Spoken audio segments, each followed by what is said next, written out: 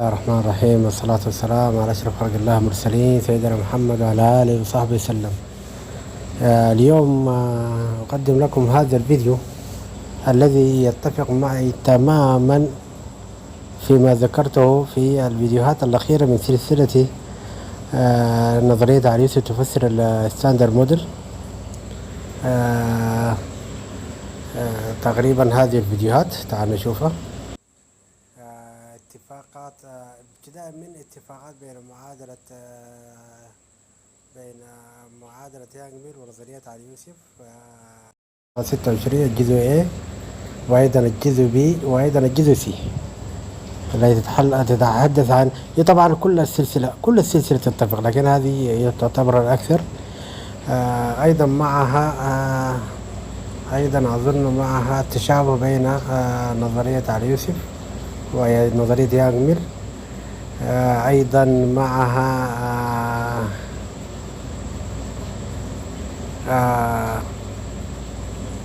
كل السلسلة تتفق معها. يعني فكرة السلسلة كلها تتفق مع ما سأقوله في هذا الفيديو. هذا الفيديو يحكي عن التفاعلات النووية في الطاقات العليا، وهذه بروفيسورة مختصة بالجاذبية كوانتم جرافيتي، وتحكي عن التفاعلات النووية عند الطاقات دون الذرية عند الطاقات العليا كأنها طلاسم، كأنها متاهة، كأنها هذه التفاعلات تحكي عن أشياء، يعني عن فيزياء جديدة. وحتى أن اسم هذا اللقاء، هذا الفيديو اسمه ذا بورتال لو كيلينج، اللي هو بالعربي قانون القتل، القتل القانوني أو القتل الرحيم عند عند الأطباء. القتل الرحيم يعني تتكلم عن قتل للفيزياء السائدة الآن، وحتى أنه كاتب تحت نيو فيزيكس، يعني هذا استدعي نظرية جديدة. والنظرية الجديدة اللي هي أنا أقدمها حاليا، اللي هي سلسلة نظريات على يوسف تفسر الستاندر موديل أو النموذج المعياري. ذكرت هذه البروفيسورة، طبعا سنرفق الفيديو إن شاء الله، سنرفق معها هذا التسجيل. ذكرت البروفيسورة أن عند الطاقات العليا الفيزياء وما تسمى بالاسيمتريك يونيتاريتي يحصل لها disruption، يحدث لها destruction، يحصل لها تدمير، تتغير كليا. والاسيمتريك يونيتاريتي تعتبر عمق نظرية المجال الكمي، عمق الكوانتم فيلد ثيوري، فيحصل لها تدمير عند الطاقات العليا. وذكرت أنها الجاذبية تلعب دورا، وسترون هذا في الفيديو بعد قليل. هذا الفيديو مدته يعني قبل 13 ساعة. هذا الفيديو قبل 13 ساعة تم تسجيله، قبل 13 ساعة وأنا أبحث في الإنترنت فوجدت هذا الفيديو وأنه نيو فيزيكس، فقلت أنظر كمان السطر الأمامه الذي القتل الرحيم، القتل القانوني الرحيم أو القتل القانوني العنيف، القتل القانوني العنيف. وتحته نيو فيزيكس. مباشرة دون أن أتلفت يمينا وشمال عرفت أن هذه تتحدث عن نظريتي. أي فشل في الفيزياء المعاصرة مباشرة تدخل في نطاق نظريتي مباشرة. فقط أنا أريدكم أن تشاهدوا هذا الفيديو وتشاهدوا السلسلة، سأضع لها رابطا إن شاء الله في قائمة الوصف. سلسلة نظرية علي يوسف تشرح النموذج المعياري، ويمكنكم مشاهدة السلسلة كاملة أو يمكنكم مشاهدة الفيديوهات الأخيرة. والمناسبة أيضا كتبي من الحلقة 53 و54 و55 وإن شاء الله بعد قليل سأخرج الكتاب 56. كل هذه الكتب تتكلم عن نفس ما تحدثت عنه هذه الدكتورة. فكل ما أريدكم أن تشاهدوا هذا الفيديو وتشاهدوا كلام الدكتورة، ثم تذهبوا للفيديوهات الأخيرة التي ذكرتها في هذه السلسلة، لتتأكدوا أن العالم كله يبحث عن فيزياء يوسف، ما عدا نحن في مجتمعاتنا لا نبحث عنه، لكن العالم كله يبحث في فيزياء يوسف. طيب تعالوا نشوف الفيديو. I don't know exactly what physics looks like at high energy. I may not have any fields there to describe reality. I may need to use a different tool. I may need to use strings. I may need to use something else yet I haven't even thought about. I don't know, but it doesn't matter too much, because what I'm thinking about is amplitude of probabilities of given outcomes. And I don't really need to understand what are the fundamental blocks of nature at very high energy. But what I do know is when I make a link between high energy and I go down to lower and lower energy, I can sum up probabilities. And so, for instance, if I am at low energy and I take 2 electrons, let's say I take 2 particles and I scatter them together at a given energy, they're gonna interact and lots of different things can happen. And what can happen depends a little bit on all of high energy physics. But all other additional contributions should add up positively to some quantities related to the amplitude of probability. So whatever, if I have all the particles that come in there that come and play along in the game, all they can do is add up for a new outcome, which will give an additional positive contribution to potential, to the realm of possibilities. So this is really what the positivity bounds are in some sense. It's embedded in this notion of unitarity, but you don't need to go into the details. It's very much into when thinking that when I scatter things, so the scattering, this is what is encoded in this S matrix. That's why we're talking about the S matrix. I can look at the different possible outcomes. And if I have more and more physics coming in at high energy, that opens more and more possibilities, or it opens up more and more contributions to the potential outcomes, but they will bring in positive contribution. I don't want anything which may lead me to negative contributions, because otherwise I could simply focus on this and end up with a probability which doesn't make sense, which is negative, let's say. So these are what the positivity bounds are. Conceptually, you can think they're quite simple. They're quite simple to understand, that things should add up constructively and positively. Of course, it's a bit more mathematical than that. What I'm saying is a little bit simplified. It's not entirely correct, I should say, but it's just to give you the gist of it, a little bit of the taste of it. But the beauty of this is that it enables you to make a connection between an unknown high energy completion. I don't know what it is. All I know is possibilities, contribution to an amplitude of probability at high energy, and then some potential outcome at low energy, and some realization, some models at low energy. And so I can, from that, have a model at low energy, which I'll call it an effective description. It's an effective quantum field description for the world at low energy. For instance, the standard model of particle physics, I can think of it as a low energy effective quantum field theory.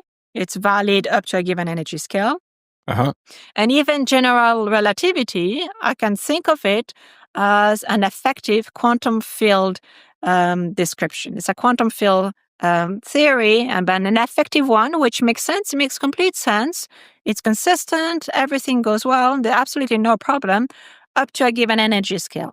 And it's only when I start looking at things at a high energy scale, and I can think of doing scattering processes that involves gravity, when I start doing this at energy scales which are comparable to the Planck scale, then I start producing black holes and all sorts of funny things happen.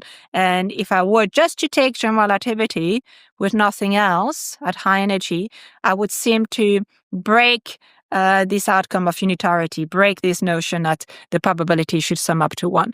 So this is really the issue, and this is why we know that something else has to come up to compensate for that.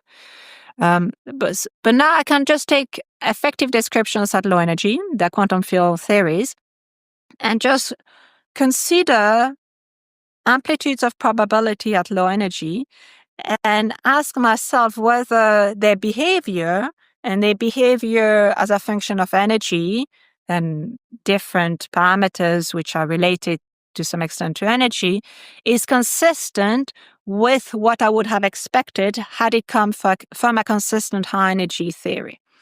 And so, as I mentioned before, for some of those models, we already know that they will not be consistent. An interesting thing is that sometimes you can look at it at low energy and nothing wrong seemed to happen. In principle, there could be an okay description. As an effective perturbative quantum field theory, they may be consistent, but then we know that in fact, they're never going to be linked. To link them to a high energy completion, something bad has to happen somewhere along the way.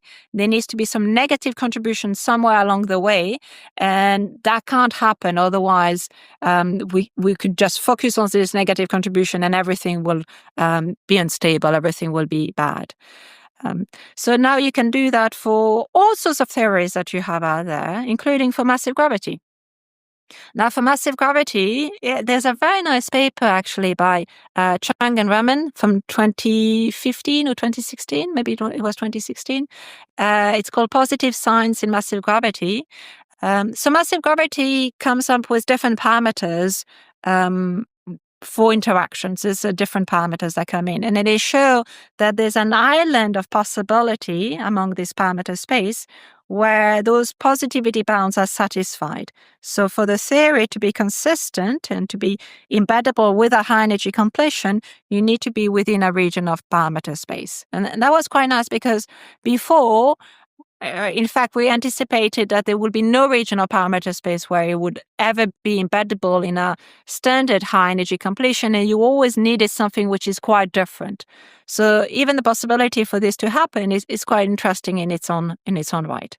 And then there's been a series of other papers since then that show that if you make further assumption and you push those bounds further and further, in particular, if you make some assumption which are stronger based on weakly coupled high energy completion, then you can't have the theory being massive gravity being embeddable in a standard high energy completion. So that we know. So for massive gravity to have a high energy completion, it can't be just a weakly coupled, more, let me say, perturbative approach. I have something more in mind when I say that, but it can't be just a weakly coupled high energy completion. It will have to be something quite different, which may be interesting, but makes it also quite challenging. So this is the statue of that. But in fact, just exploring those possibilities has enabled us to understand a whole other realm of different theories and how and when they can be potentially embeddable in a high energy completion. So one route of this is to explore much more deeply what the consequences of having more strongly coupled high energy completion would be. I think to my mind, this is really very interesting, but it's also very challenging. So what we know is that you have to redress some of the coupling constant that come in the situation, and the rules of the games become quite different, but also very challenging to keep track of. So very little progress has been made in those directions for massive gravity. For other things, a lot of progress have been made, but not for massive gravity. But another completely different directions is simply to use those positivity bounds, not for massive gravity, but all sorts of different effective descriptions that we have out there. And for instance, for particle physics, we understand now that we have the standard model of particle physics that includes the Higgs. But if you were to ask the community 10 years ago, even 13 years ago, they would have told you that one would have hoped to observe something beyond the standard model, which is based on particular models coming from high energy realization. So either some signs of supersymmetry or some particular models that would have come in.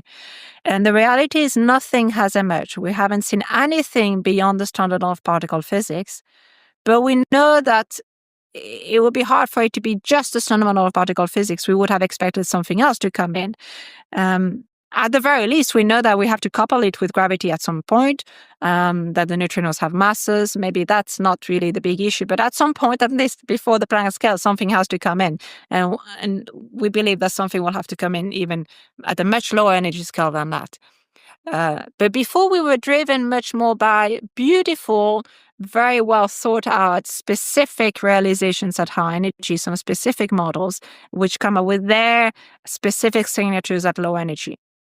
And unfortunately, nothing has been found along those realms.